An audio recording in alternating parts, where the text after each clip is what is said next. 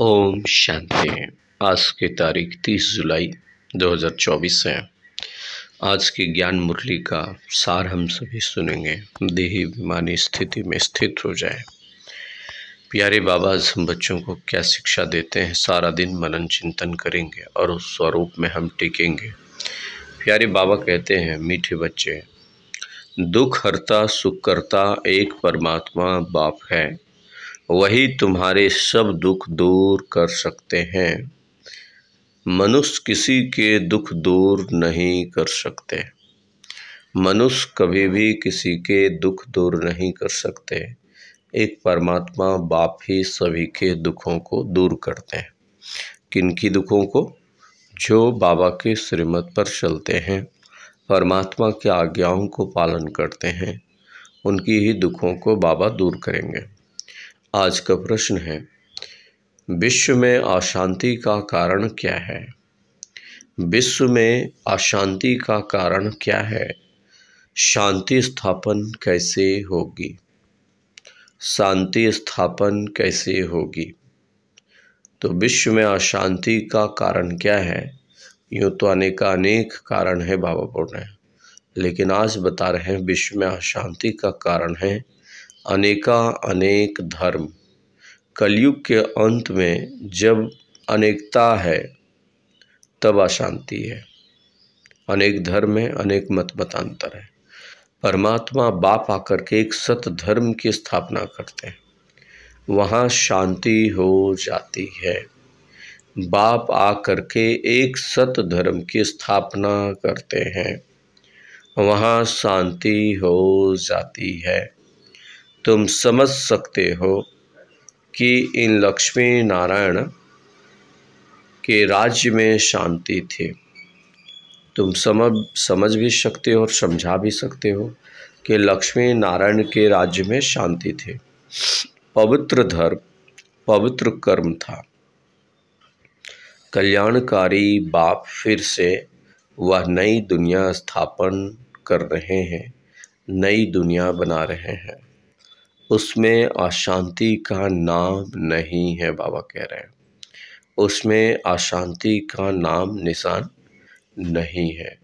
तो आज सारा दिन इसी मनन चिंतन में रहेंगे कि एक परमात्मा बाप की सिवाय हमारा कोई भी दुख दूर नहीं कर सकता है।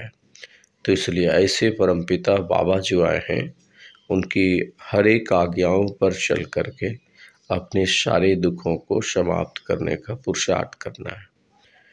आज धारणा के लिए मुख्य सार है, राजयोग की पढ़ाई से, पढ़ाई ही क्या है? सोर्स ऑफ इनकम है। इस राजयोग की पढ़ाई ही 21 जन्मों की सोर्स ऑफ इनकम है, क्योंकि इससे ही हम राजाओं का राजा बनते हैं।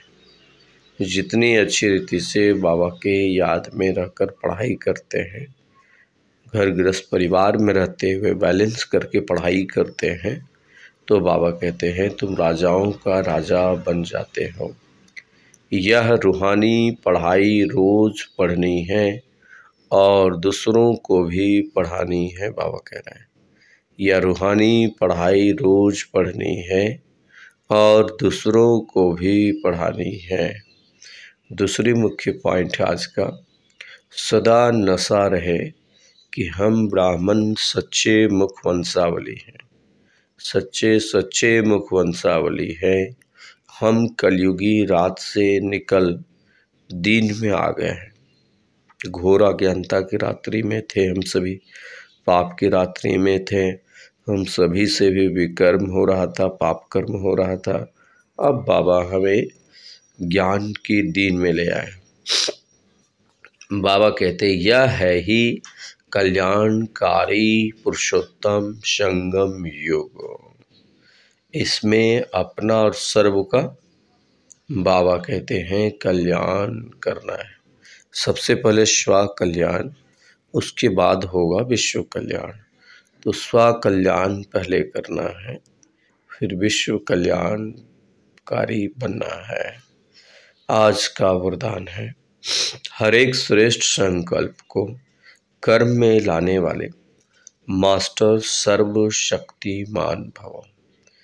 हर श्रेष्ठ संकल्प को कर्म में लाने वाले।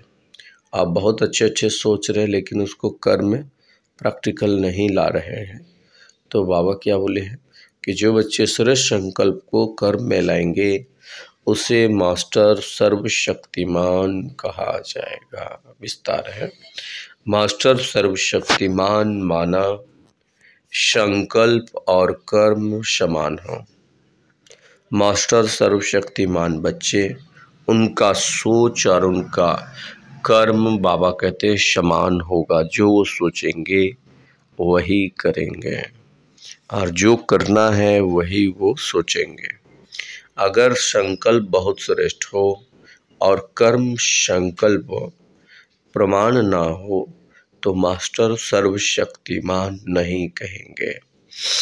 तो चेक करो, जो श्रेष्ठ संकल्प करते हो वो कर्म कहाँ तक आते हैं, कर्म में कहाँ तक आते हैं, कर्म में आते भी हैं या नहीं। मास्टर सर्वशक्तिमान की निशानी है जो शक्ति जिस समय आवश्यक हो वो शक्ति कार्य में आए।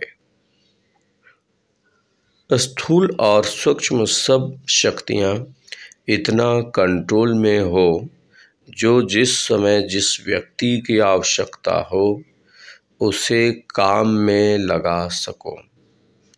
इतना कंट्रोल में हो कि जिस समय जिस शक्ति की आवश्यकता हो उसे काम में लगा सके। बाबा बोल रहे हैं उसको कहेंगे मास्टर सर्वशक्तिमान। तो मास्टर सर्वशक्तिमान का डेफिनेशन बाबा आज हमें समझाए हैं। हमारा संकल्प और हमारा कर्म दोनों बैलेंस में हो। आज का स्लोगन, ज्ञानी तू आत्मा बच्चों में क्रोध है तो इससे बाप के नाम की ग्लानि होती है। कई बच्चों में क्रोध होता है, क्रोध होने से बाप के नाम की ग्लानि होती है। इसलिए ज्ञानी बच्चों में क्रोध नहीं होना चाहिए। ज्ञानी तो आत्मा बच्चे अर्थात संपूर्ण क्रोध मुक्त बनना है। अच्छा, ओम शांति, ओम शांति, ओम शांति।